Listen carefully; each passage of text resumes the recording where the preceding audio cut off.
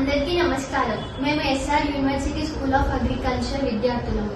మా చివరి సంవత్సరంలో భాగంగా రావే program rural awareness work experience కింద ఎల్కతుర్తి మండలంలోని బావుపేట్ గ్రామంలో వ్యవసాయ పనుల అనుభవ కార్యక్రమాన్ని నిర్వహిస్తున్నాము.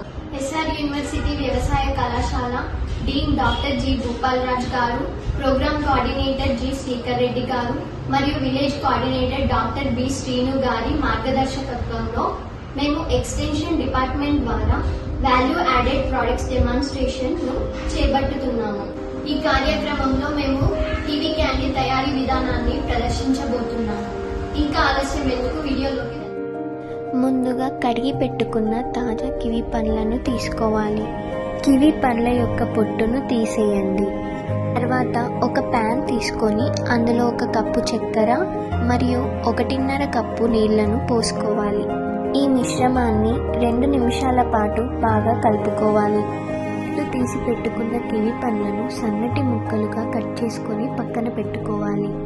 చక్కెర మరియు నీళ్లు మరిగిన తర్వాత అందులో గ్రీన్ ఫుడ్ కలర్ను యాడ్ చేసి సిరప్లా తయారు చేసుకోవాలి.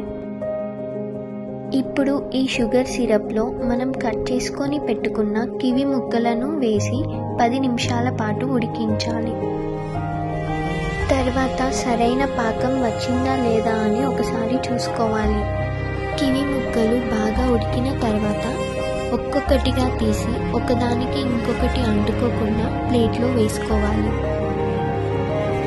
ఇప్పుడు ఈ ముక్కలను మనం ఎండలో ఆరబెట్టుకోవాలి. ఈ ముక్కలు ఆరిన తర్వాత మనం ఒక జార్లో వీటిని నిల్వ ఉంచుకోవాలి. అంతే, రుచికరమైన కివి క్యాండీ తయారయ్యింది. ప్రయోజనాలు: కివి పండు తేమ ఎక్కువ ఉండడం వలన ఎక్కువ రోజులు మార్కెట్లో నిల్వ ఉండదు.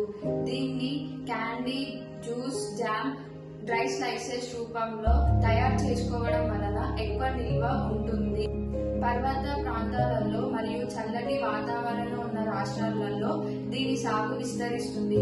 ఉదాహరణకు అరుణాచల్ ప్రదేశ్, హిమాచల్ మరియు సిక్కిం. దీని ద్వారా పర్వత రైతులకు అధిక లాభం లభిస్తుంది మరియు ఉపాధి లభిస్తుంది.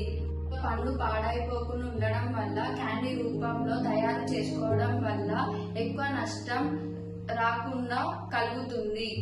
ప్యాకేజింగ్, మార్కెటింగ్ ద్వారా గ్రామీణ ప్రజలకు ఉపాధి లభిస్తుంది.